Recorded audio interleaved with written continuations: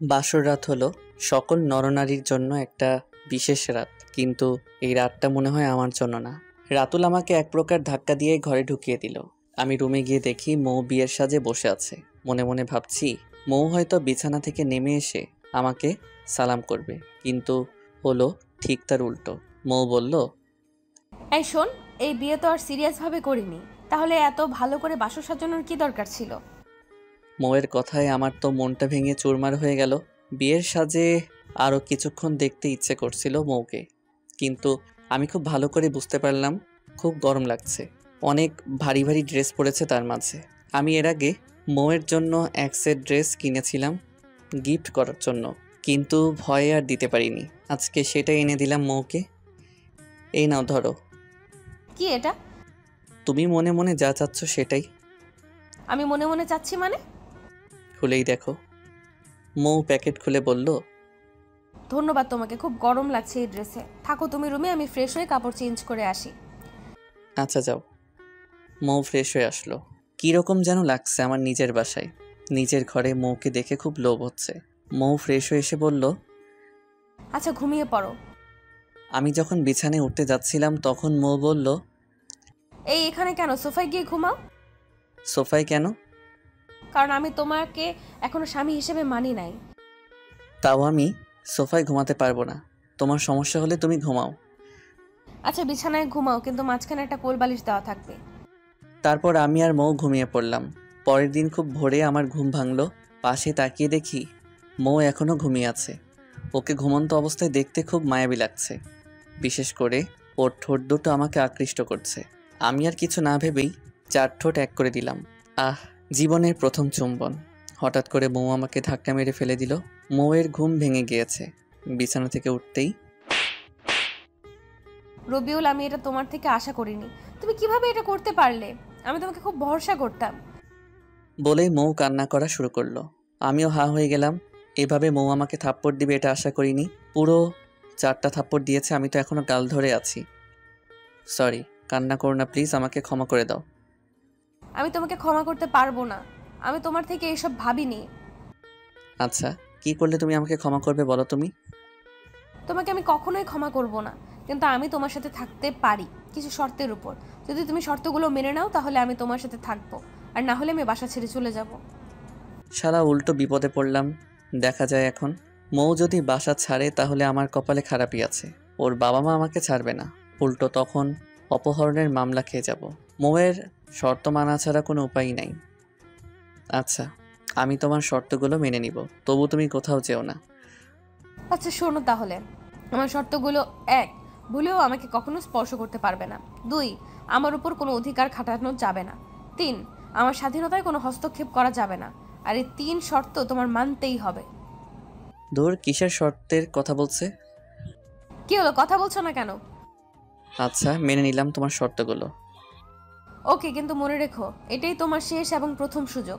একবারের জন্য যদি ভুলে যাও এইসব, তাহলে ওই দিনই শেষ দেখবে আমায়, আর আমার চেহারাও তুমি দেখবে না।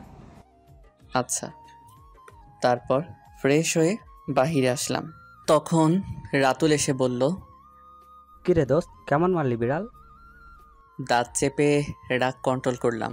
উত্তর হিসেবে একটা হাসি দিলাম। আমি জানি আমার ব্যথা। না পারছি কান্না করতে, না পারছি হাসতে। পুরো মাঝ সাগরে ফেসে আছি। বিয়ের 3 দিন পার হয়ে গিয়েছে, এখনও মৌ রেগে আছে। সব আত্মীয় স্বজন চলে গিয়েছে। বাসা এখন একদম ফাঁকা হয়ে গিয়েছে।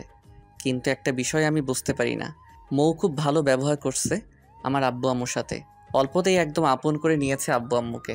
এমন ভাব নিয়ে থাকে যেন মৌ এই বিয়েতে অনেক খুশি।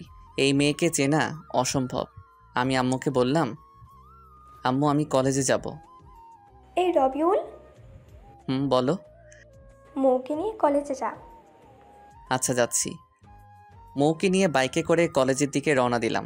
আজকে বাইক নিয়ে সরাসরি মৌয়ের কলেজের ভেতরে চলে গেলাম।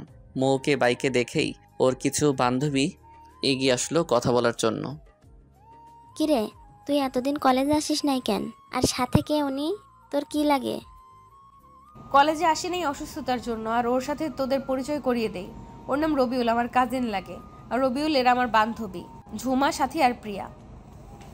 কাজিন বলাতেই মেয়েগুলো একটু আহ্লাদি সুরে আমার সাথে কথা বলা শুরু করলো।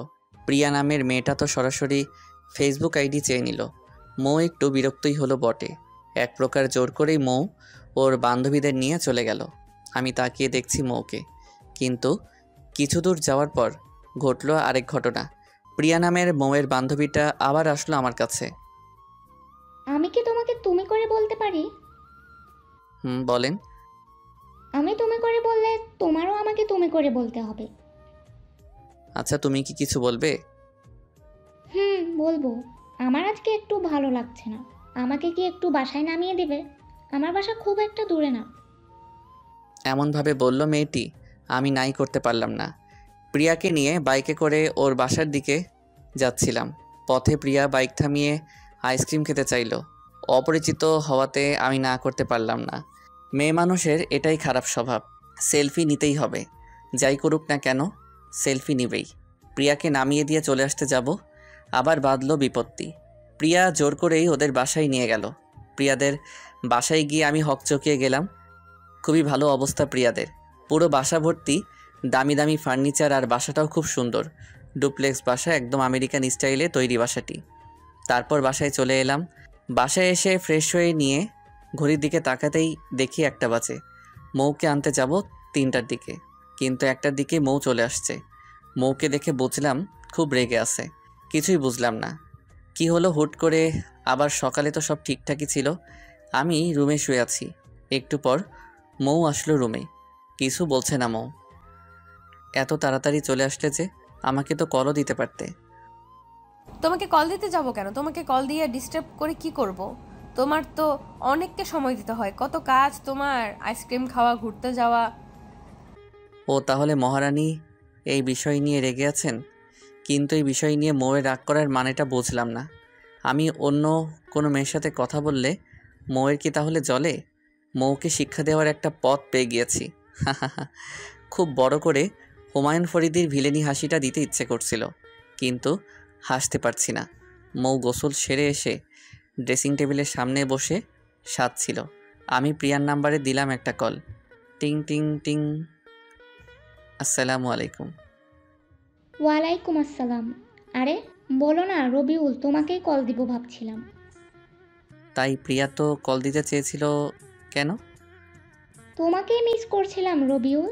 জানো তুমি এত ভালো মানুষকে এত সঙ্গ দিতে পারো, সেটা আজকে তোমার সাথে সময় না কাটালে বুঝতে পারতাম না। আরে প্রিয়া, কি যে বলো তুমি। তুমিও অনেক ভালো, বুঝলে? কত তাড়াতাড়ি আমার সাথে মিশে গেলে। হুট করে মৌ আমার হাত থেকে ফোনটা কেড়ে নিয়ে দেয়ালে আছাড় মারল। ফলে যা হওয়ার তাই। আমার সাধের ফোনটা কয়েক টুকরো হয়ে গেল। আমি মাত্র 3 মাস আগে কতগুলো টাকা দিয়ে কিনেছিলাম ফোনটা। কি হলো এটা? মৌ, তুমি আমার ফোন ভাঙলে কেন? খুব ঠান্ডা মাথায় কথাগুলো মৌকে বললাম। মৌ কিছুই বলতে পারছে না, একদম চুপ করে আছে। আমি নিজেও জানি এই প্রশ্নের কোনো সঠিক উত্তর মৌয়ের কাছে নেই। মৌ চুপ করে না থেকে আমার কথার উত্তর দাও। সরি। সরি শুনতে চাইনি আমি তোমার থেকে। তোমার কাছে উত্তর চেয়েছি। কোন অধিকারে তুমি আমার উপর অধিকার দেখাও? তোমার প্রিয়ার সাথে কি সেটা বলো তো আমায়। কিছু না, আর থাকলেও তো তোমার কিছু হওয়ার কথা না। ও আমার ক্লাসমেট, তুমি ওর সাথে কখনো কথা বলবে না। আর কেমন কথা বললে মৌ? এটা বুঝলাম না। তোমার ক্লাসমেট, সেটা তোমার ক্লাসে, আর আমি ওর সাথে কথা বললে তোমার তো প্রবলেম হওয়ার কথা না। আমি তো আর তোমার স্বামী না, আর তুমিও আমার বউ না যে আমি কার সাথে কথা বলবো কার সাথে বলবো না সেটা তুমি আমায় বলে দিবে। কথাগুলো একটু কঠিনভাবেই বললাম। মৌয়ের খুব লাগলো, সেটা স্পষ্টই বুঝতে পারলাম। আচ্ছা সরি, আমার ভুল হয়ে গিয়েছে। ভুল হয়েছে বুঝলাম, আর প্রথমবার তাই ক্ষমা করলাম। আচ্ছা। কথাগুলো বলা শেষে আমি স্পষ্ট মৌয়ের চোখে জল দেখতে পারলাম। ল্যাপটপ দিয়ে আবারও প্রিয়ার সাথে কথা বলা শুরু করলাম। মেয়েটাকে যেমন ভাবছিলাম তেমন না, খুবই সাধারণভাবেই কথা বলে, আর প্রচণ্ড মেধাবী। আর মেধাবী হওয়াটা স্বাভাবিক, মেডিকেলের স্টুডেন্ট বলে কথা। পরের দিন মৌকে কলেজে নিয়ে যাওয়ার সময় ও আমার সাথে যাবে না, একাই যাবে। আমিও বেশি জোর না করে মৌকে একাই যেতে বললাম, কিন্তু মৌয়ের সাথে বাসা থেকে বের হওয়াতে জিজ্ঞাসা করলো, এই তুমি কই যাও? কলেজে যাই। কলেজে যাই মানে? আমি প্রিয়ার সাথে একটু দেখা করব। ও আচ্ছা, যাও। আমি আজকে আর কলেজে যাব না। দেখো এখন মৌ কেমন লাগে এখন। আমাকে যখন জ্বালাও তখন আমারও এমন লাগে। এখন একটু নিজে জ্বলো। ওকে, না গেলে? আচ্ছা শোনো, তাহলে তুমি তো ফ্রি আছো এখন, আমার কাপড়গুলো পরিষ্কার করে দিও। আমি একটু প্রিয়ার সাথে মিট করে আসি, আমার বাসায় ফিরতে লেট হবে। মৌ রাগ দেখিয়ে চলে গেল রুমে। মিথ্যেতে কাজ হয়েছে, প্রিয়ার সাথে দেখা করার কোনো কথাই হয়নি। এখন যাব একটু আমার কলেজে, অনেক দিন ক্লাস করিনি, এখন থেকে নিয়মিতই ক্লাস করব। বউ ডাক্তার হবে আর আমি যদি ফেল করি, মানুষে আমাকে নিয়ে রোস্ট করবে আবার। অনেক দিন পর কলেজে আসলাম, কলেজের কেউ আমার বিয়ের কথা জানে না। আমি রাতুলকে আগেই জানিয়েছিলাম বিয়ের কথাটা যেন কেউ না জানে, কারণ মৌ যে মানুষ। বন্ধুরা যদি পার্টি চায় তখন মৌ যদি কারোর সাথে খারাপ ব্যবহার করে, তাই আর কাউকে জানাইনি। কলেজে যেতেই মীরা আসলো কথা বলার জন্য। ওই রবিউল, তোমার নাম্বারটা পাল্টে নিয়েছো আর ফেসবুকে তো হাজার মেসেজ দিলেও সিন করো না। আমাকে এত পর করে দিয়েছো তুমি। আমি কি এতটা অযোগ্য? কি বলবো বুঝলাম না। শোনো মীরা, এসব কিছু না, আমি তোমার যোগ্য না। তোমার দরকার তোমার মতো ছেলে, আর সাগরই তোমার জন্য পারফেক্ট। দয়া করে আমাকে আর নখ দিও না কখনো। এই বলেই চলে আসলাম। খুব ভাবছি আর উপরের দিকে তাকিয়ে বললাম, মানুষ মানুষকে ঠকাতে পারে না। যদি তুমি না চাও, হে দয়াময়, সত্যি সৃষ্টিকর্তা আমাদের জন্য আমাদের মতো করেই সব দিয়েছেন, কিন্তু অনেক সময় আমরা ভুল করে ভুল স্থানে কিছু সময় নষ্ট করে ফেলি, কারণ ভালো কিছু তখন আমাদের জন্য অপেক্ষা করছে। তারপর ক্লাস শেষ করে বাসায় চলে আসলাম। বাসায় এসে খেলাম একটা ঝটকা। আমার কোনো কাপড়ই নেই রুমে, গোসলে যাব আমি। কি হলো কিছুই তো বুঝলাম না। সবই তো ঠিক আছে, শুধু নেই আমার কাপড়গুলো। মৌও রুমে নেই। মৌকে খুঁজতে খুঁজতে চলে গেলাম ছাদে। যা দেখলাম তা মোটেও আশা করিনি। সবগুলো কাপড় পরিষ্কার করে দিয়েছে। কেমনে কি কিছুই তো বুঝছি না। মৌ কেন আমার কাপড় পরিষ্কার করেছে?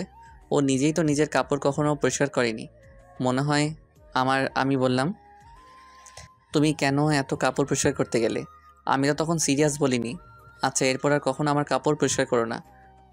মৌ কিছুই বলল না। আচ্ছা এখন নিচে চলো, ছাদে খুব রোদ, দুপুরে তো খাবারও খাও নাই, চলো নিচে গিয়ে খাওয়া দাওয়া করে নিই। একসাথে খাওয়া দাওয়া শেষ করে নিলাম।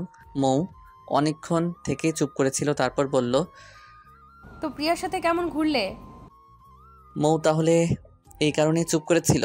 আমিও বলে দিলাম, ভালোই। প্রিয়া খুবই মিশুক আর ভালো মেয়ে, তাই না? আমি কেমনে বলবো? তুমিই তো ঘুরছো, সেটা তুমিই ভালো জানো। আরে এমন করে রেগে যাচ্ছ কেন তুমি? তোমার কাছের বান্ধবী, তাই তোমার কাছে জানতে চেয়েছি, তার জন্য এইভাবে রিয়্যাক্ট করার কি আছে? রাগ দেখিয়ে চলে গেল মৌ নিচে। আমিও মৌয়ের পিছু পিছু নিচে চলে আসলাম। যাক, ওষুধে কাজ হচ্ছে। মৌ খুব জেলাস ফিল করছে, কিন্তু কেন জেলাস ফিল করে ঠিক বুঝতে পারলাম না। ও কি আমাকে ভালোবাসে নাকি? খুব ভালোই চলছিল দিনগুলো। মৌয়ের সামনে সবসময় প্রিয়া প্রিয়া করি, আর মৌ সবসময় তেলে বেগুনে জ্বলে ওঠে। 3 মাস হয়ে গিয়েছে আমাদের বিয়ের। হুট করে একদিন মৌ এসে আমাকে 2টো টিকিট দিল। আমি তো কিছুই বুঝলাম না। এটা তো কক্সবাজারের টিকিট। মৌয়ের সাথে সম্পর্কটা আগের চেয়ে ভালো। আর যাই হোক, মৌ এখন আর রাগ করে না আমার উপর। অনেক ভালো ব্যবহার করে এখন মৌ। আমি জানি না ঠিক কী কারণে এত ভালো হয়ে গেল। আর একটা কথা, মৌ এখন আর আমার নাম ধরে ডাকে না, ডাকলেই খুব কম। অনেক সময় ভুল করে বলে ফেলে। ওই ওই বলেই বেশি ডাকে। খুব ভালো লাগে মৌয়ের যখন ওই এই বলে আমায় ডাকে। এই শোন, আপু দিয়ে গিয়েছে এই টিকিটগুলো, আমাদের হানিমুনের ব্যবস্থা করেছেন কক্সবাজারে। আমি এসবের কিছুই জানি না। আমার থেকে না শুনেই সরাসরি টিকিট দিয়ে চলে গেল। এই তুমি বলো, যাবে কি ওখানে, নাকি তোমার প্রিয়াকে ছাড়া কোথাও যেতে পারবে না?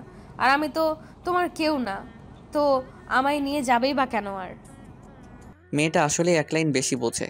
নিজেই প্রশ্ন করছে আর নিজেই উত্তর দিচ্ছে নিজের মতো করে। টিকিট যেহেতু কালকের তারিখে কাটা, তাই কালই যাচ্ছি আমরা। তুমি তোমার ব্যাগ গুছিয়ে রেখো, রাতেই সকাল 6টায় বিমানের ফ্লাইট। আব্বু আম্মুর থেকে বিদায় নিয়ে আমরা বাসা থেকে বের হলাম। ঘড়ির দিকে তাকিয়ে দেখি 4:30 বাজে। বাহিরে অনেক কুয়াশা পড়েছে। আমি মৌ হাঁটছি। বাসা থেকে 1 কিলোমিটার হাঁটতে হবে আমাদের। এত সকালে রিক্সা পাওয়া যাবে না রাস্তায়। খুব ভালো লাগছে মৌকে নিয়ে হাঁটতে। খুব ইচ্ছে করছে মৌয়ের হাতটা ধরে হাঁটতে, কিন্তু আমি জানি এটা মৌ যদি শুধু জানতে পারে যে আমি এসব ভাবছি, তাহলে এখনই বাসায় চলে যেতে পারে। আমার অবশ্য খুব ভালোই লাগছিল, মৌকে নিয়ে ট্যুরে যেতে পারছি। 1 ঘন্টার মধ্যেই আমরা পৌঁছে গেলাম। আব্বু সব বুক করে রেখেছিল আগেই আমাদের, তাই আর কোনো ঝামেলা হলো না। হোটেলটা খুবই গোছানো, আব্বুর পছন্দ আছে বলা চলে। ফ্রেশ হয়ে কিছুক্ষণ রেস্ট নিলাম, তারপর মৌকে নিয়ে সমুদ্র পাড়ে চলে গেলাম। মৌ তো সমুদ্র দেখেই দৌড়ে চলে গেল, নেমে পড়ল সমুদ্রে। আমি অবশ্য খুব পছন্দ করি না বাহিরে গোসল করতে, আমি শুধু আমার পা নামিয়েছি সমুদ্রের পানিতে। মৌ বেশ দূরে চলে গিয়েছে, আমি তাকিয়ে তাকিয়ে মৌয়ের লাফালাফি দেখছিলাম। হুট করে মৌ ডুব দিল। 30 সেকেন্ড পার হওয়ার পরও মৌ উঠল না। আমি তো ভয় পেয়ে গেলাম, কেমন যেন আত্মাটা কেঁপে উঠল। সাথে সাথে মৌ মাথা তুলল, আমার দিকে তাকিয়ে দিল হাসি। আমার সাথে ফাইজলামি করার কি হলো এরকম সেন্সিটিভ বিষয়ে? আবারও ডুব দিল, কিন্তু 1 মিনিটের কাছাকাছি হয়ে গেল, তবু উঠল না। আমি তো পাগলের মতো করে লাফিয়ে গিয়ে দেখি ঢেউয়ের সাথে মৌ অনেক দূর চলে গিয়েছে। তার মানে মৌ সাঁতার পারে না। আমি তাড়াতাড়ি করে সাঁতরে গিয়ে মৌকে পাড়ে নিয়ে আসলাম। অল্প পানিও খেয়েছে। আমি তো প্রায় কান্না করে দিছি। আমার কান্না করা দেখে মৌ আবারও জোরে হেসে দিল। আমার রাগ কন্ট্রোল করতে পারলাম না, কষিয়ে একটা দিলাম মৌয়ের গালে। সব বিষয়ে মজা করতে হবে তোমার। আজ যদি কিছু একটা হয়ে যেত তোমার, আমি বাসায় কি বলতাম? মৌ কিছু না বলে দৌড়ে হোটেলে চলে গেল। আল্লাহ তোমাকে অনেক ধন্যবাদ। মৌয়ের কিছু হয়ে গেলে কি নিয়ে থাকতাম। আমিও হোটেলে চলে আসলাম, দুজনেই ফ্রেশ হয়ে নিলাম। মৌ চুপ করে আছে, আমিও কিছু বলছি না। আমার এখনও রাগ কমে নাই মৌয়ের প্রতি। নিজে যা ভাববে তাই ঠিক, কারো কোনো সিদ্ধান্তের কোনো মূল্য নেই। মৌ নীরবতা ভাঙল। ধন্যবাদ। আজকে তুমি না থাকলে হয়তো আমি মরেই যেতাম। দুবার তুমি আমার লাইফে অনেক বড় ক্ষতি থেকে রক্ষা করলে। আচ্ছা আচ্ছা, আমি আমার দিক থেকে শুধু কর্তব্য পালন করছি। আচ্ছা ঠিক আছে, জানো রবিউল, আমার লাইফে কেউ আমার শরীরে হাত তোলে নাই। আর থাপ্পড় দিয়েছো সেটা না হয় ঠিক আছে, তাই বলে এত জোরে দিতে হবে? অনেক ব্যথা পেয়েছি। সরি বলতেই চোখে পানি এসে গেল। হাই বোকা, তুমি কান্না করছো কেন? পাগল ছেলে, চোখের জল মুছে নাও। সত্যি বলতে মৌকে প্রচণ্ড রকমের ভালোবাসি, নিজের থেকেও খানিকটা বেশি। মৌ আমার আধারে ডুবন্ত ক্যারিয়ারটাকে আলোর দিকে এনেছে। আমাকে আমার থেকেও বেশি বোঝে মেয়েটা। আজ 2 মিনিট দেরি হলেই চিরতরে হারিয়ে ফেলতাম আমার ডক্টর আপুকে। ছি, আমার ডক্টর ওটাকে জ্যোৎস্নায় আকাশটা ছেয়ে গিয়েছে। মৌকে নিয়ে খুব সমুদ্র পাড়ে যেতে ইচ্ছে করছে। আমার অনেক স্বপ্ন ছিল আমার প্রিয় মানুষটার সাথে সমুদ্র পাড়ে বসে রাত পার করে গল্প করা। তখন মৌ বলল, এই চলো না আমরা বাহিরে যাই। বাহিরে যাবে কেন তুমি? দেখো কত সুন্দর জ্যোৎস্না, এতগুলো টাকা খরচ করে আসলাম আমরা, এখন কি রুমে বসেই পার করে দিব সময়গুলো? মৌয়ের কথা বলার ধরনে আমি তো অবাক হলাম। আমি যা বলতে চাইছি সেটা মৌ বলছে, এ তো মেঘনা চাইতেই বৃষ্টি। আমি খুশি হলাম, কিন্তু এটা মৌকে বুঝতে দিলাম না। মৌকে নিয়ে বাহিরে গেলাম। চাঁদ আর জ্যোৎস্নার আলো সমুদ্রের বালু আর পানির উপর পড়ে এমন একটা দৃশ্য, সেটা কখনো বলে বোঝানো সম্ভব না। দেখছো কি সুন্দর বাহিরের পরিবেশ।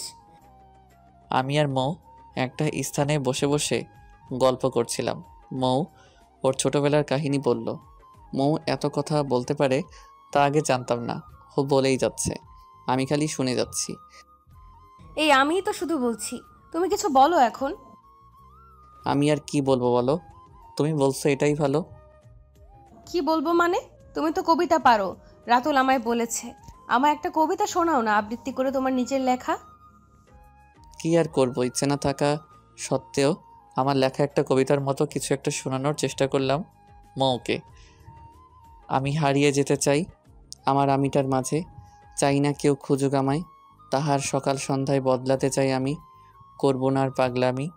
নিজের মাঝেই নিজেকে ফেলেছি আমি হারিয়ে, তুমি না হয় দিও তাড়িয়ে। থাকবো না আর কাহারও পথ চেয়ে দাঁড়িয়ে, নিজের ভিতর দিয়েছি ডুব, চাই না কেউ আর খুঁজুক, কষ্ট করে আমায় বুঝুক। দিব না আর কাউকে সুযোগ। একলা হয়ে যাব, হাওয়ার সাথে বন্ধুত্ব করে নিব। বিষণ্ণ রাতে যাদের সাথে না হয় করব খুনসুটি। কবিতা লিখতে পারি না, তাও চেষ্টা করলাম। কেমন হলো বলো? এ কি, মৌ তো দেখি ঘুমিয়ে গিয়েছে। খুব মায়াবী লাগছে। মৌ আমার কাঁধে মাথা রেখে ঘুমিয়ে গিয়েছে। আমার কেন যেন ডাকতে ইচ্ছে করছিল না। আমি মনে মনে ভাবছিলাম মৌয়ের ঘুম না ভাঙা অবধি ডাক দিব না। অন্যদিকে একভাবে বসে থাকার জন্য আমার পা ব্যথা করছিল। সারাটা রাত মৌয়ের ঘুম আর ভাঙল না। সকালবেলা পাখির ডাকে মৌ চোখ খুলল। মৌ তো চমকে উঠল। আমি এখানে কেন? মৌয়ের কথায় আমি হাসবো নাকি কাঁদবো বুঝলাম না। সারাটা রাত তুমি এখানেই ছিলে, বুঝলে? এত ঘুম একটু নড়াচড়া করো না তুমি। রাতে তো কবিতা শুনতে গিয়ে গিয়েছো ঘুমিয়ে। আমি আর তোমার ঘুম ভাঙাইনি। তার মানে সারা রাত আমি তোমার কাঁধে মাথা রেখে ঘুমিয়েছি? ডক্টর মৌ আমার কথা শুনে একটু লজ্জাই পেল। সারা রাত তুমি তো ঘুমাওনি, তাহলে চোখ ফুলে গিয়েছে তোমার। আমারে ডাক দিলেই পারতে। আমার ডাক দিতে ইচ্ছে করলো না, তাই ডাক দেইনি। আচ্ছা এখন চলো তাড়াতাড়ি, রুমে গিয়ে তুমি ঘুমাবে। এক প্রকার জোর করেই মৌ আমাকে নিয়ে হোটেলে চলে আসলো। সারাটা রাত ঘুমাইনি, খুব ঘুম পেয়েছে। হালকা কিছু খাবার খেয়ে ঘুমাতে চলে গেলাম বিছানায়। মৌয়ের ডাকে ঘুম ভাঙলো। এই আর কতক্ষণ ঘুমাবে তুমি? ওঠো এবার, যাও গোসল করে আসো। গোসল করে দুপুরের খাবার খেয়ে নাও। ঘড়ির দিকে তাকিয়ে দেখি 12টা বাজে। আমি গোসল করে ফ্রেশ হয়ে নিলাম, খাবার খেয়ে নিলাম একসাথে। মৌয়ের সাথে বন্ধুর মতো সম্পর্ক হয়ে গিয়েছে। কক্সবাজারে 7 দিন পার করে ফেলেছি। এবার ফেরার পালা। খুব ভালো সময় কাটলো মৌয়ের সাথে, আর মৌও খুব ভালোভাবে সময় দিয়েছে। খুব উপভোগ করেছি সময়গুলো। ভালোভাবে আমরা বাসায় ফিরলাম। মৌ ধীরে ধীরে আমার দিকে দুর্বল হচ্ছে, কিন্তু মাঝে মাঝে মৌয়ের ব্যবহারে কিছুই বুঝি না, কীরকম অদ্ভুত আচরণ। রুমে শুয়ে আছি, তখন মৌ এসে বলল, একটা কথা বলার ছিল তোমাকে। বলো। আমার এভাবে পড়াশোনা হচ্ছে না। আমার লাস্ট টেস্ট এক্সামে এক সাবজেক্টে ফেল আসছে। আমি হোস্টেলে থাকতে চাই, আর তুমি চাইলে এখনই আমরা আলাদা হয়ে যেতে পারি, কারণ এখন আমার খুব সাপোর্ট প্রয়োজন। কিন্তু যদি আমি তোমাকে ডিভোর্স দিয়ে দিই, তাহলে আমাকে বাসা থেকে আর সাপোর্ট দিবে না। আমি তোমার সাথে খুব ভালো ব্যবহার করেছি, কিংবা তুমিও এটাকে আমি বন্ধুত্ব হিসেবেই নিয়েছি। আমি জানি না তুমি কি ভেবেছো আমাদের সম্পর্কটাকে। যাই ভেবে থাকো না কেন, সেটা তোমার পার্সোনাল ব্যাপার। তুমি আমাকে অনেক হেল্প করেছো। এখন চাইলে আমার মেডিকেল কলেজের শেষ পর্যন্ত হেল্প করতে পারো। তারপর আমি বাইরে চলে যাব স্কলারশিপ নিয়ে। কিন্তু এইভাবে আমি বাসায় থাকলে আমি পাসই করতে পারবো না। এখানে আমি একদম ফোকাস করতে পারছি না পড়াতে। তাই আমি কালকেই হোস্টেলে চলে যাব। এখন তুমি বলো, তুমি কি বলতে চাও? খুব কষ্ট লাগলো মৌয়ের কথাগুলোতে, কিন্তু মিথ্যা তো কিছু বলেনি মৌ, বাস্তবিক সব বলেছে। ভেতর থেকে কোনো কথাই আসছিল না আমার। খুব কষ্ট লাগছিল, তবু নিজেকে সামনে নিয়ে বললাম, শোনো মৌ, আমি জানি না তুমি আমাকে ঠিক কী রকম ভাবো। আমি কথা দিচ্ছি তোমাকে, তুমি যতদিন বাংলাদেশে আছো ততদিন আমি তোমার পাশে আছি, আর তুমি যা ভালো ভাবো আমি তাই করব। আচ্ছা এখন খেয়ে নাও তুমি, কাল সকালে তোমাকে হোস্টেলে রেখে আসবো। পরের দিন মৌকে নিয়ে কলেজে যাচ্ছি। এর আগেও অনেকবার কলেজে দিয়ে আসছি, কিন্তু আজকের বিষয়টা খুব আলাদা। মৌকে রেখে আসবো হোস্টেলে। মৌকে নিয়ে হোস্টেলে গেলাম। ওদের ওখানে কিছু ফর্মালিটি পূরণ করে চলে আসলাম। কলেজে থেকে বের হয়ে বারবার মৌয়ের কলেজের দিকে তাকালাম। এই ভবনের ভিতরেই থাকবে আমার ভালোবাসা। মৌ ভালো না বাসলেও আমার খুব ভালো লাগতো মৌয়ের সাথে থাকতে। আজ থেকে সেই ভালো লাগা আর হবে না। 3 দিন পার হয়ে গেছে, মৌ হোস্টেলে চলে গিয়েছে। খুব খালি খালি লাগে মৌকে ছাড়া। এই 3 দিনে একবারের জন্য মৌকে আমি মন থেকে সরাতে পারছি না। খুবই মিস করছি। হয়তো আব্বু আম্মু বুঝতে পারছে বিষয়টা। এসব ভাবছি এমন সময় আম্মু আসলো রুমে। আম্মু তুমি আমার রুমে, কিছু বলবে কি? দেখ, তুই যদি মৌকে ছাড়া থাকতে না পারিস তাহলে মৌকে নিয়ে আয়। তবু এরকম খাওয়া দাওয়া বাদ দিয়ে থাকিস না। আমার একটা মাত্র ছেলে তুই। তোর যদি কিছু একটা হয়ে গেলে তখন আমরা কি নিয়ে থাকবো বল?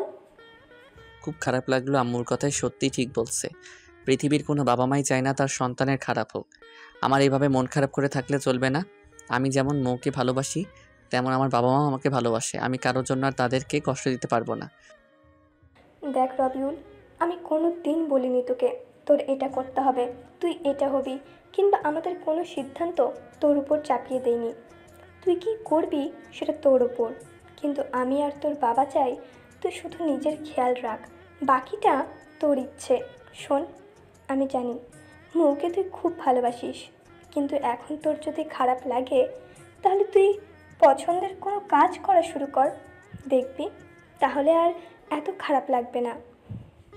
সত্যি বলছো কি তুমি আম্মু? কেন, মিথ্যে বলার কি আছে বল? তার মানে তুমি বলতে চাইছো আমি আবার রাজনীতি শুরু করি? হ্যাঁ চাই, তবুও তুই আগের মতো উৎফুল্ল থাক, এটাই চাই আমরা। আমার জীবনের প্রথম প্রেম ছিল পলিটিক্স। মীরা আমার জীবনে আসার আগে আমি পলিটিক্সে জড়িয়েছিলাম খুব ভালোভাবে, কিন্তু মীরা আর বাসার কেউই চাইতো না পলিটিক্স করি, তাই বাধ্য হয়ে পলিটিক্স ছেড়ে দেই। খুব ভালোবাসতাম আমি পলিটিক্স, খুবই অল্প বয়সে অনেকটা এগিয়েও গিয়েছিলাম আমি, কিন্তু মাঝপথে ছেড়ে দেই। আমি অন্যরকম রাজনীতি করতাম। আমি ফার্স্ট ইয়ারের ছাত্র হয়ে আমাদের এলাকা মাদকমুক্ত করেছিলাম। আমাদের একটা সার্কেলই ছিল, যতটা পারি ততটা করি। এখন আমাদের এই সার্কেলের মেম্বার পুরো 5,000। এখনও এই সার্কেলটার লিডার, অলিখিত লিডার আমি। আমি আমার খুব কাছের বন্ধু অনিককে দায়িত্ব দিয়ে বাদ দেই নিজের হাতে করা ফাউন্ডেশনটা থেকে। আমি যখন আমাদের ফাউন্ডেশন পরিচালনা করতাম তখন মাত্র 400 ছেলে ছিল আমাদের সার্কেলে। ভার্চুয়ালি পরিচালনা হতো আমাদের ফাউন্ডেশন। আমি দায়িত্ব ছাড়ার পর আমাকে আর কেউ দেখেনি আমাদের ফাউন্ডেশনে। আমার নাম ছিল শুভ্র। এই নামটা আমার বন্ধু অনেক দিয়েছিল। পরে কেমনে কেমনে যেন এই নামেই সবাই আমাকে চিনতো। পুরো শহরের সবাই জানে যতটা পারি ততটা করি। ফাউন্ডেশনের পরিচালক দেশের বাইরে থেকে পরিচালনা করে, কিন্তু অনেক বাদে তেমন কেউ জানেই না শুভ্র নামের আমি এখনও দেশেই আছি। আম্মু চলে গেল, খুব ভালো লাগলো। পুরনো কথাগুলো মনে হতেই কত কত মানুষকে আমরা সাহায্য করেছি। ইস, মুহূর্তগুলো কতই না শান্তির ছিল। ফোন বের করে অনেককে কল দিলাম। কয়েক সেকেন্ড রিং হওয়ার পরই রিসিভ করলো। শুভ্র ভাই আমাকে কল দিয়েছে, আমার নিজেকে ধন্য মনে হচ্ছে। হালা, এই ফাজলামো রাখবি তুই? শোন, আমি আবার ফিরতে চাই রাজনীতিতে। সিরিয়াস বলছিস তুই? সিরিয়াস। আমি বুঝেছি এই কাজটাই আমার ভালো লাগা আর পছন্দের। জীবনে জানি না কতদিন বাঁচবো, কিন্তু এখন থেকে সারাটা জীবন মানুষের পাশে থেকে পার করে দিতে চাই। শোন, তুই কালকে আমাদের সার্কেলের সবার হাতে একটা মিটিং রাখ, আমাদের কলেজেই মিটিং রাখ। আচ্ছা দোস্ত, তাহলে কালকে কি হরতাল দিয়ে দিব পুরো শহরে? কিসব পাগলের মতো কথা বলছিস? সাধারণ মানুষের ক্ষতি করে কি হবে? তুই শুধু ব্যবস্থা কর আর আমাদের গ্রুপে পোস্ট করে দে। সবাইকে আসতে হবে তো এমন না, যারা কাছে ও ফ্রি আছে তারা আসলেই চলবে। আচ্ছা রাখছি আমি তাহলে। পরের দিন আমি সকালবেলা পাঞ্জাবি পরে অনেকের সাথে কলেজে গেলাম। গিয়ে যা অবস্থা হলো তাতে আমি হকচকিয়ে গেলাম। কমপক্ষে 3,000 পোলাপান এসেছে। পুরো শহরে হইচই পড়ে গিয়েছে। গাড়ি চলাচল অফি বলা চলে মোটামুটি। অনেকটা ভিড় ভেদ করে মঞ্চে উঠলাম আমি আর অনেক ছোট একটা বক্তব্য দিয়ে আমাকে পরিচয় করিয়ে দিল। আমি মাইক্রোফোন হাতে নিতেই সবাই পাগলের মতো অবস্থা হয়ে গেল। অনেক খুশি হয়েছে আমাকে দেখে। সবাই বুঝতে পারলো সেটা আমি। নিজের অজান্তেই চোখের জল এসে পড়ল। মনে মনে ভাবলাম সবার জন্যই ভালোবাসা রেখেছেন আল্লাহ, আমার জন্য ভালোবাসাগুলো হয়তো এই পাগলদের কাছেই রেখেছে। খুব সার্থক মনে হলো নিজেকে। আমি কিছু কথা বলে কিছু কাজ করার কথা বললাম সবাইকে। কাজের বিবরণ গ্রুপে জানানো হবে। খুব ভিড় পড়ে যাচ্ছিল, তাই আমি আর আমাদের জনসভা বেশি টাইম না রেখে শেষ করে দিলাম। বাসায় চলে আসলাম। বাসায় এসে রাতে একটু ফেসবুকে গিয়ে দেখি আমার বক্তব্যটা পুরো ভাইরাল। অল্প সময়ে 1 মিলিয়ন ভিউ। হারামিটাই এই কাজটা করেছে আমি শিওর। সন্ধ্যার পর থেকে কমপক্ষে 200 কল রিসিভ করেছি আমি। সবারই এক কথা, আমি শুভ্র ছিলাম। কাছে থেকেও কেউ বুঝে নাই। হুট করে মোয়ের নাম্বার থেকে কল আসলো। আসসালামু আলাইকুম। ওয়ালাইকুম সালাম। তুমি শুভ্র? একটাবার বলতে তো পারতে। আচ্ছা বলনি, ঠিক আছে। সত্যি তোমার এই ফাউন্ডেশন খুব ভালো। আমি নিজেও এই ফাউন্ডেশনের মেম্বার।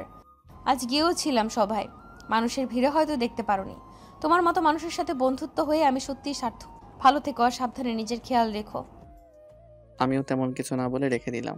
মৌ চলে গিয়েছে। আজ 2 মাস পুরো হলো। খুব স্বাভাবিক হয়ে গিয়েছি আমি। এখন খুব একটা মনে হয় না মৌয়ের কথা। ঠিক মনে হয় না বললে ভুল হবে। মনে হলেও আগের মতো এখন আর খারাপ লাগে না। সত্যি বলতে এই পৃথিবীতে সবারই নির্দিষ্ট জায়গা আছে, যেখানে প্রত্যেক মানুষই ভালো, সেই জায়গাটাই। এখন এটাই মেনে নিয়েছি আমি। মৌয়ের হৃদয়টা আমার জন্য আসল জায়গা না, আমার জন্য এই রাজনীতি ভালো। বাসায় বসে বসে আমার পোষা বেড়ালটার সাথে কথা বলছিলাম, এমন সময় ভূত দেখার মতো চমকে গেলাম। মৌ ব্যাগপত্র নিয়ে দাঁড়িয়ে আছে। এ কি, তুমি এভাবে এখানে কেন? মানে কি বলছো তুমি? আমার সেমিস্টার শেষ, 15 দিন কলেজ অফ এবং হোস্টেলও অফ থাকবে। তা আমি এখানে না থেকে কি কোথায় যাব? ও আচ্ছা, যাও ফ্রেশ হয়ে নাও। মৌ একটু শুকিয়ে গিয়েছে, হয়তোবা হোস্টেলের খাবার ঠিকভাবে খেতে পারে না। আমার বিষয়টা নিয়ে খুব একটা খারাপ লাগলো না, কারণ এই পৃথিবীতে অনেকেই আছে যারা দুবেলায় যে খাবার খায়, আর আমরা সেই খাবারগুলো নষ্ট করছি নিয়মিত। হুট করে ফোনে কল আসলো রাতুলের। হ্যালো দোস্ত, আমার বাসা, আমি তো শেষ। আরে কি হয়েছে বলবি তো? আমার খুব বিপদ, তুই একটু তাড়াতাড়ি করে পুরান বিল্ডিংয়ে চলে আয়। বলেই কল কেটে দিল। কেমনটা লাগে, পুরো কথা না বলেই কল কেটে দিয়েছে। বাইকটা বের করে চলে গেলাম রাতুলের বলা স্থানে। গিয়ে দেখি তেমন কিছুই না, কেউ নেই। হুট করে দেখি রাতুলকে একটা চেয়ারে বসিয়ে রাখা হয়েছে, কিন্তু রাতুলকে রশি দিয়ে বাঁধা রয়েছে।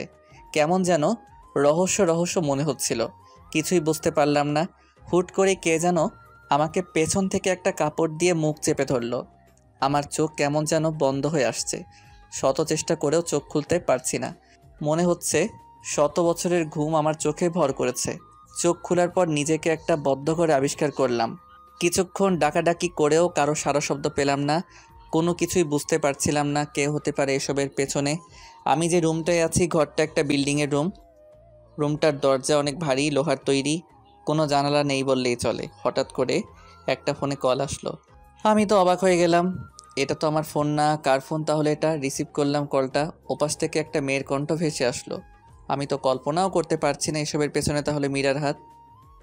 কি অবস্থা মিস্টার রবিউল? সরি, এখন তো তুমি রবিউল না, লিডার শুভ্র। তা কেমন লাগলো লিডার আমার ম্যাজিকটা? ছি মীরা, তুমি এরকম একটা কাজ করবে এটা আমি আশা করিনি। তুমি এতটা ছোট একটা কাজ করতে পারবে আমি কখনোই ভাবিনি। আচ্ছা, ভাবতে পারোনি, এখন ভেবে নাও। কি ভাবো তুমি আমাকে? তাসকিনকে দিয়ে তোমার সাথে কয়েকবার দেখা করার চেষ্টা করছি, কিন্তু তুমি আমাকে ইগনোর করেছো। এখন দেখাও তোমার ইগনোর। হাজার হাজার ফলোয়ার তোমার, এখন তারা কেউ তোমার কাছে আসবে না আমি ছাড়া। এখন তোমার কোনো উপায় নেই, তুমি যদি আমার কথা মেনে না নাও তাহলে আমি তোমাকে ছাড়বো না। এখানেই তোমার বাকিটা জীবন পার করতে হবে। কি চাও তুমি ঠিক আমার কাছে বলো। আমি তোমার সম্পর্কে সব জানতে পেরেছি। তুমি মৌ নামের মেডিকেল স্টুডেন্টকে বিয়ে করে নিয়েছো। আরে আমি কম কি ছিলাম ওই মৌয়ের থেকে? আমার থেকে কোন দিক থেকে বেশি এগিয়ে মৌ? আমার তোমাকে চাই, যে কোনো মূল্যে আমার তোমাকে চাই। আর আমি যতদূর জানি মৌ তোমাকে ভালোবাসে না, তাই আমি এটাই চাই তুমি মৌকে ছেড়ে দিয়ে আমাকে বিয়ে করো। আর যদি তুমি এতে রাজি হও তাহলে আমি তোমাকে এখনই ছেড়ে দিব। তোমার পাশে দেখো একটা ডিভোর্স পেপার আছে, সেটা তুমি একটা সাইন করে দাও। কি রাজি তুমি আমার সত্ত্বে? আমি মরে গেলেও মৌকে ছেড়ে তোমাকে বিয়ে করব না। আমি তোমাকে বেঈমান ভেবেছিলাম, এখন আমি খুব ভালো করে বুঝতে পারছি তুমি একজন অসুস্থ মানুষ। তোমার বিবেক বুদ্ধিও নষ্ট হয়ে গিয়েছে। আমাকে ছেড়ে দাও তুমি, আমি তোমাকে ক্ষমা করে দিব আর নিজে চিকিৎসা করাও। তোমার থেকে রবিউল আমি এত কথা শুনতে চাইনি। তুমি কি আমার সত্ত্বে রাজি? হ্যাঁ না সোজা বলো। না না না, যতদিন আমার দেহে প্রাণ থাকবে ততদিন আমার উত্তর না থাকবে। বলার সাথে সাথে মীরা কলটা কেটে দিল। খুব ক্ষুধা লাগছে, এখানে আটকা পড়ে আছি, একদিন পার হয়ে গিয়েছে। খুব ক্ষুধা লেগেছে। হঠাৎ করে খেয়াল করে দেখলাম জানালার মতো যেখানে লোহার রড দেওয়া আছে সেখানেই প্যাকেটজাত কিছু খাবার আর পানির বোতল রয়েছে। মীরার দেওয়া খাবার খেতে রুচিতে পাচ্ছিল, তবু ক্ষুধার জ্বালায় অল্প কিছু খাবার খেয়ে নিলাম। মীরার দেওয়া যে ফোন ছিল সেখান থেকে কাউকে কল দেওয়া যায় না। ফোন বললেও ভুল হবে, এটা একটা ওয়াকি টকি, কোনোভাবে কোনো কিছু করতে পারছি না। 7 দিন পার হয়ে গিয়েছে, এখানে আটকে আছি। একটা ওয়াশরুম আর খালি ঘর, জেলখানার থেকেও বেশি খারাপ অবস্থা আমার। এখন মীরাও কল দেয় না আমায়, শুধু খাবারটা কে যেন জানালায় রেখে যায়। আশেপাশে কেন শব্দ শুনতে পারি না, কোথায় আছি এটাই জানি না। আস্তে আস্তে ভেতর থেকে কেমন যেন দুর্বল হয়ে যাচ্ছি। জেগে জেগে স্বপ্ন দেখি, মাঝে মাঝে মৌয়ের সাথে কথাও বলি। কোনোভাবেই কিছু করতে পারছিলাম না। মীরা যে এতটা সাইকো হবে এটা কখনো ভাবিনি। খুব অসহায় লাগছে নিজেকে, কিছুই করার নেই। কয়েকবার দেয়ালও ভাঙার চেষ্টা করেও সেটা পারিনি, খুবই শক্ত দেয়ালগুলো। আমি নিচের ফ্লোরে দাগ করে রাখি তারিখ আর সময় হিসাব করার জন্য। 15 দিন পার হয়ে গিয়েছে। মীরার কল আসলো আবার ওয়াকি টকিতে। তো কেমন কাটছে আপনার দিনকাল? আপনার সিদ্ধান্তে কি কোনো পরিবর্তন হয়েছে? না, আমি তো তোমাকে আগেই বলেছি আমি মরে গেলেও তোমাকে বিয়ে করা কিংবা মৌকে ছেড়ে দিতে পারবো না। ওকে ওকে, তাহলে তুমি থাকো। আমি তোমাকে না পেলে অন্য কেউ পেতে দিব না। তুমি ওখানেই মরে পড়ে থাকো। আমি আবার 1 মাস পর কল দিব। তখনও যদি না করো তাহলে আবার কল দিব 2 মাস পর। আমিও দেখব তুমি ঠিক কতটা পারো নিজের জিদ ধরে রাখতে। Good bye mister Rabiul. কলটা কেটে দিল মীরা। নিজেই হয়তো নিজেকে এখন আর চিনতে পারছি না, অনেকটা পাগলি হয়ে গিয়েছি। মৌকে এখন রোজ দেখতে পাই, কথা বলি। আমার অবচেতন মন ভেবেই নিয়েছে এখানেই বাকিটা জীবন পার করে দিতে হবে, আমাকে কেউ মুক্ত করতেও আসবে না। আর আমি এখানেই বন্দি অবস্থায় মারা যাব। 1 বছর হয়ে গিয়েছে। হয়তোবা আব্বু আম্মু সবাই ভেবেই নিয়েছে আমাকে মেরে ফেলা হয়েছে। মৌ হয়তো আমাকে ভুলে গিয়েছে, আর মৌ তো আমাকে ভালোবাসিনি। তো আর মনে রাখবেই কতদিন? আমার সার্কেলটাকেও খুব মিস করি। আর 4 দিন হলো খাওয়া বাদ দিয়ে দিয়েছি। ক্ষুধায় এখন ঠিকমতো বসেও থাকতে পারি না। খাবার ঠিকই আনি আমি, কিন্তু সেগুলো খাই না। আর বাঁচতে চাই না, এইভাবেই মরে যেতে চাই। বন্দি অবস্থায় বেঁচে থাকার কোনো ইচ্ছে নেই আর। এখানে থেকে মরতে চাইলে না খেয়েই মরতে হবে ধীরে ধীরে। হয়তো আর 4-5 দিন বাঁচবো। খুব কষ্ট হচ্ছে নিজের মৃত্যুকে নিজের কাছে আসতে দেখে। কত স্বপ্ন ছিল মৌকে নিয়ে, সমাজকে নিয়ে, সব শেষ হয়ে যাবে। শরীরের অবস্থা খুব খারাপ। তখন আমার রুমের এক কোণায় চোখ গেল। দেখি একটা মাকড়সা ঝুলে রয়েছে। ওপরে ওঠার চেষ্টা করছে, কিন্তু পারছে না। অনেকক্ষণ চেষ্টা করতে করতে অবশেষে মাকড়সা উপরে ওঠাতে সক্ষম হলো। এটা দেখে আমার মনে একটা প্রশ্ন জাগলো। আমি তো এখান থেকে বের হওয়ার জন্য বলতে গেলে কোনো রকম চেষ্টাই করি নাই। না, আমাকে এখান থেকে বের হতে হবে এই সংকল্প করলাম। চেষ্টা না করলে কিছুই তো আর ফিরে পাওয়া যাবে না। 5 দিন হয়ে গিয়েছে। পানি এবং খাবার কোনোটাই মুখে তুলিনি। 5 দিন না খেয়ে থাকার জন্য শরীর যথেষ্ট দুর্বল হয়েছিল। আমি ধীরে ধীরে খাওয়া দাওয়া করে 10 দিনে সুস্থ হয়ে গেলাম। এখন আর নিজেকে দুর্বল মনে হয় না। নিজেকে খুব শক্ত করেছি। মাথা খাটিয়ে বুদ্ধি বের করার চেষ্টা করছি কিভাবে কি করা যায়। হঠাৎ করে এর মাঝে মীরার কল আসলো।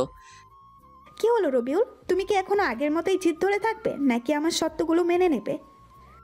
মীরা, আমি তোমাকে আগেই বলেছিলাম। আমি এক কথা একবারই বলেছি, আমি মরে যাব, তবু তোমার শর্ত মেনে নিব না।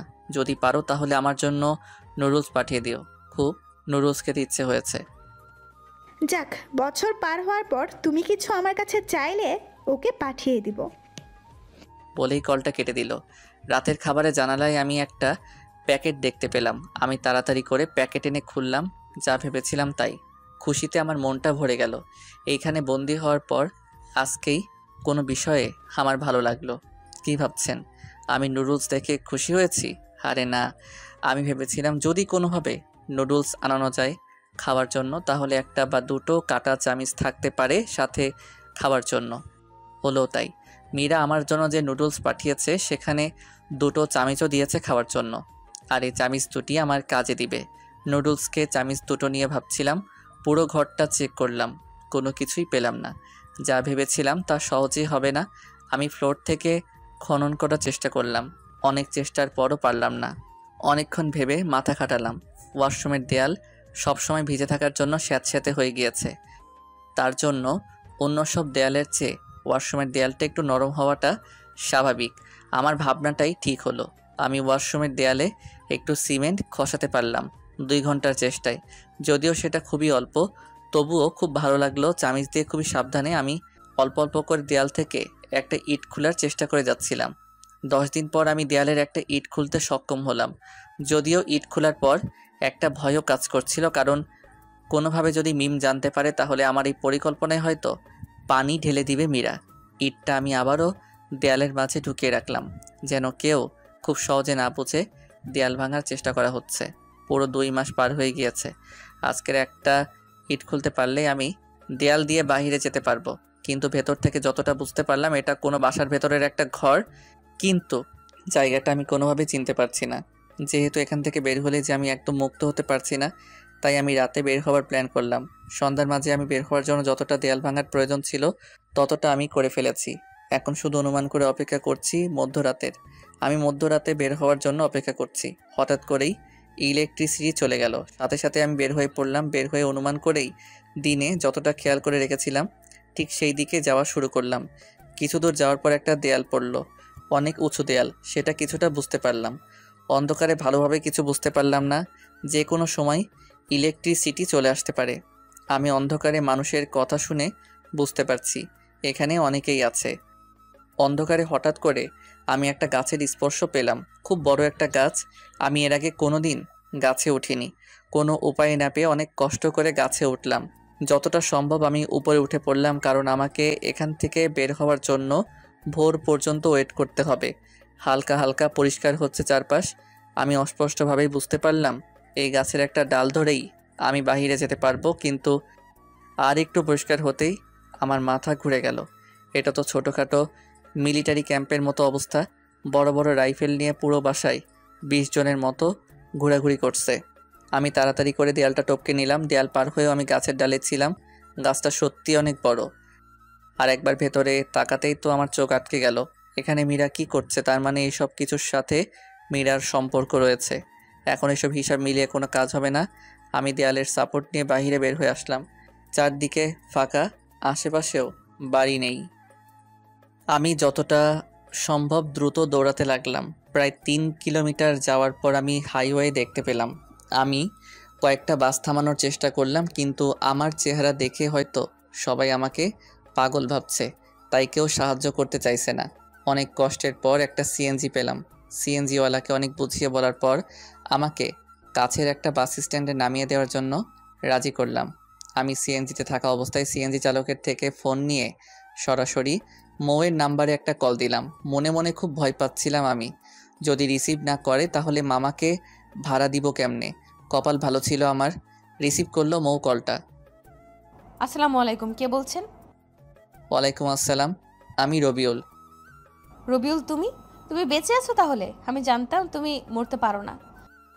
শোনো মৌ, আমি খুব ঝামেলায় আছি, আর তুমি আমার কথা এখন কাউকে বলো না।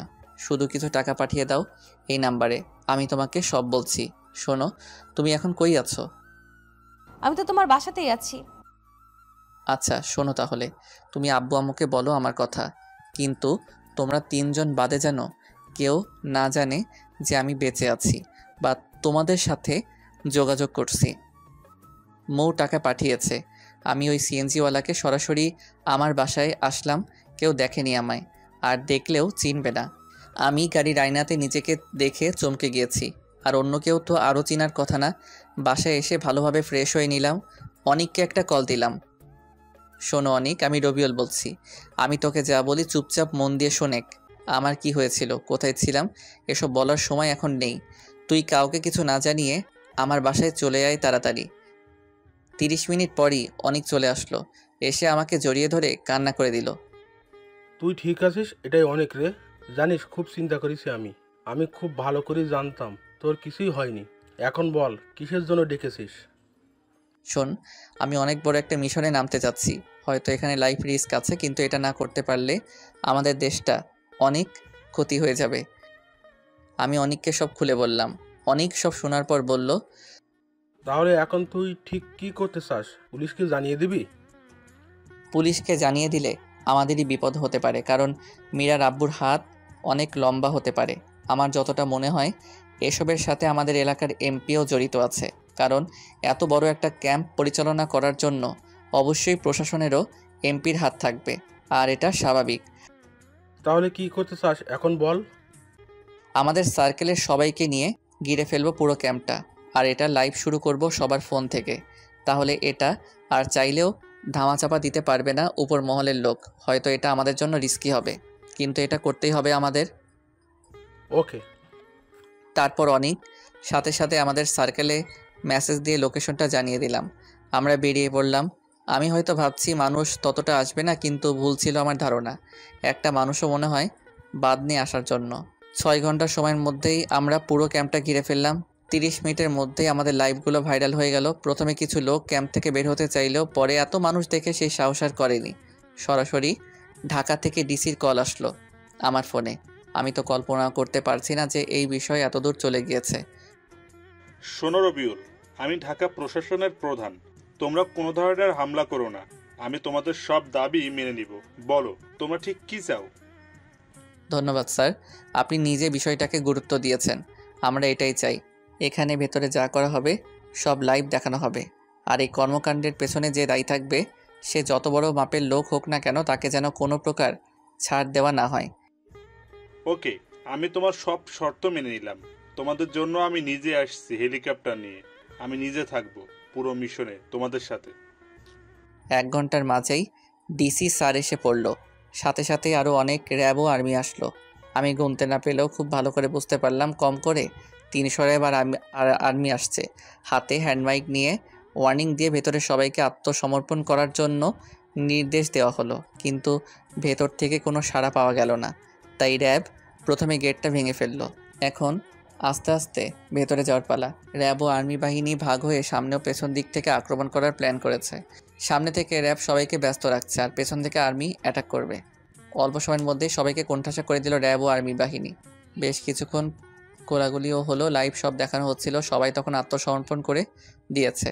হঠাৎ করে মীরা একটা পিস্তল বের করে মৌয়ের উদ্দেশ্যে গুলি ছোড়ে। মীরা এরকম কিছু করতে পারে এটা আমি আগেই ভেবেছিলাম। আমি মৌকে সাপোর্ট দিতে ওকে টান দিয়ে সরিয়ে দিলাম। মীরার পিস্তল থেকে গুলিটা বের হয়ে আমার পাঁজর ছিদ্র করে বের হয়ে গেল। এক মুহূর্তের জন্য সব স্লো মোশনভাবে দেখতে পাচ্ছিলাম। এক মুহূর্তের মধ্যে সব শেষ। আমার শরীর থেকে অনেকটা রক্ত ছিটে মৌয়ের শরীরে ফিনকি দিয়ে পড়লো। এখন যদি আমি মরেও যাই আমার কোনো আফসোস থাকবে না। চোখের সামনে সব কিছু ঝাপসা হয়ে যাচ্ছে। আস্তে আস্তে চেষ্টা করেও চোখ খুলে রাখতে পারলাম না। চোখ খোলার পর নিজেকে আমি হসপিটালে আবিষ্কার করলাম। হসপিটালে আমাকে আনা হয়েছে। মৌ, আব্বু, আম্মু সবাই পাশে বসে আছে। আমার বুকে লাগা গুলিটা কোনো বিপজ্জনক জায়গায় না গেলে শুধু হাড় বেদ করে বের হয়ে গিয়েছে, যার জন্য এবারের মতো আমি বেঁচে গেলাম। আমি মোটামুটিভাবে সুস্থ হওয়ার পর বাসায় চলে আসলাম। কিন্তু এর মাঝে আমি কয়েকবার কথা বলেছি মৌয়ের সাথে। মৌয়ের থেকে জানতে পারি আমাদের গ্রুপটাকে সরকার থেকে পুরস্কৃতও করা হবে। মীরার বাবা ও মীরা এই চক্রের মূল হোতা, সাথে আমাদের এমপিও জড়িত ছিল। সবাই এখন জেলে আছে। কর্মটাই এমন, কর্মের ফল না চাইলেও ভোগ করতে হয়। বিপুল পরিমাণ মাদক ও অস্ত্র জব্দ করা হয়েছে। সব কিছু স্বাভাবিক হয়ে গিয়েছে। এত কিছুর পরেও মৌয়ের আচরণ আগের মতোই আছে। আমিও কিছু বলিনি। আমি আমার মতো পলিটিক্স নিয়ে খুব ভালো আছি। আমি বাসায় আসার পর মৌ আবারও হোস্টেলে চলে গিয়েছে। আমিও কোনো কিছু মৌকে বলিনি। দেখতে দেখতে মৌয়ের মেডিকেল ক্যারিয়ারের আজকে শেষ দিন। মেডিকেল কলেজে অনুষ্ঠান হবে, হয়তোবা বড় ধরনের। মীরা ও ওর বাবাকে ধরিয়ে দেওয়ার পর থেকে আমার জনপ্রিয়তা আরও অনেক বেড়ে যায়। এখন অনেক বড় বড় লোকদের সাথে উঠা বসা। মৌয়ের কলেজের প্রিন্সিপাল নিজে আমাকে ইনভাইট করেছেন, কিন্তু মৌ যেখানে আমাকে কিছু জানায়নি, তাই আমিও যেতে চাই না। হুট করে আমার ফোনটা কেঁপে উঠল। ফোনের দিকে তাকিয়ে দেখি মৌ কল দিয়েছে। আসসালামু আলাইকুম। ওয়ালাইকুম আসসালাম। কেমন আছো রবিউল? আছি বেশ। তুমি তো ভালোই আছো। আমাদের কলেজে আজকে বিদায়ী সম্বর্ধনা, কলেজ জীবনের শেষ দিন। তুমি একটু আসবে কি? কেন জানি না করতে পারলাম না, রাজি হয়ে গেলাম নিজের অজান্তেই। মৌ আজকে একটা নর্মাল ড্রেস পরেছে, খুবই ভালো লাগছে ওকে। পুরো কলেজ থেকে সেরা 3 জনের নাম ঘোষণা করা হলো। মৌ প্রথম হয়েছে, হওয়াটাই স্বাভাবিক। মৌ নিজের পড়াশোনার জন্য সব করতে পারে, আর সেটার ফল মৌ আজকে পেল। একজন সফল ডাক্তারের জীবনই এরকম হওয়াটাই স্বাভাবিক। মৌকে একটা স্মারক ও একটা গোল্ড মেডেল দেওয়া হলো পুরস্কার হিসেবে। সাথে কিছু বলার জন্য মাইক্রোফোনটা মৌকে দেওয়া হলো। মৌ মাইক্রোফোনটা হাতে নিয়ে বলা শুরু করলো। উপস্থিত স্যার, অনুষ্ঠানের অতিথিবৃন্দ, আমার সহপাঠী ও স্নেহের ছোট্ট ভাই ও বোনেরা, সবাইকে আমার পক্ষ থেকে আন্তরিক সালাম। আসসালামু আলাইকুম। আমি খুবই সাধারণ একজন মানুষ। সবার মতোই আমার সব কিছু আজকে আমার এই জায়গায় আসার জন্য আমাকে অনেক পরিশ্রম করতে হয়েছে। তাতে জাত চেপে সব সহ্য করে নিয়েছি। কিন্তু সব কিছুর উপরে আমার পাশে ছিল একজন মানুষ। ওই মানুষটা আমাকে এতটা সাপোর্ট দিয়েছে যে আমি সব বাধা জয় করতে পেরেছি, এবং আমার সমস্ত কৃতিত্ব আমি তাকেই দিচ্ছি। সবাই তখন চিৎকার করে জিজ্ঞাসা করে জানতে চাচ্ছে সেই মানুষটা কে। হ্যাঁ, আজ আমি সব বলে দিব। চুপ করেন একটু। সবার মাঝেই নীরবতা। সবাই চুপ করে আছে শোনার জন্য। মানুষটা কে, যার জন্য একজন মেডিকেল ছাত্রী পুরো বাংলাদেশের ভেতর প্রথম হয়ে সেই কৃতিত্ব একজন মানুষকে দিচ্ছে। সেই মানুষটার কেউ নয়, আমার স্বামী। আমি অনেক পুরুষ দেখেছি জীবনে, কিন্তু আমার জীবনে আমার বাবার থেকেও আমি বেশি ভালোবাসা পেয়েছি। যার কাছে আমি সবচেয়ে বেশি নিরাপদ, সে আমার হাজবেন্ড। খুব বেশি ভালোবাসি বলেই কান্না করে দিল মৌ। সবাই পরিচয় জানতে চাইছিল মৌয়ের থেকে। মৌ কান্না থামিয়ে আবার বলা শুরু করলো। সেই মানুষটা এই অনুষ্ঠানেই আছে। বলেই আঙ্গুলটা তুলে দিল আমার দিকে। আমাকে তো সবাই চিনে। নতুন করে মৌ আমাকে স্বামী হিসেবে পরিচয় করিয়ে দেওয়ার পর মানুষ পাগল হয়ে গেল যেন। আমি অনেক কষ্টে মঞ্চে গেলাম। মৌ তার গলা থেকে মেডেলটা নিয়ে আমাকে পরিয়ে দিয়েই জড়িয়ে ধরলো আমাকে। আমি তো লজ্জায় যেন মরে যাচ্ছিলাম। সবাই হাততালি দিয়ে শুভেচ্ছা জানাচ্ছিল। অনেক শব্দের মাঝেও মৌয়ের বলা ভালোবাসি রবিউল কথাটা আমি ঠিকই শুনতে পেলাম। মৌকে নিয়ে রিকশায় করে বাসায় ফিরছি। আমার হাতটা খুব শক্ত করে ধরে আছে মৌ, খুব শক্ত করে। আমি মনে মনেই বলে ফেললাম, অবশেষে সিনিয়র ডাক্তার আপু যখন বউ, হা হা হা হা।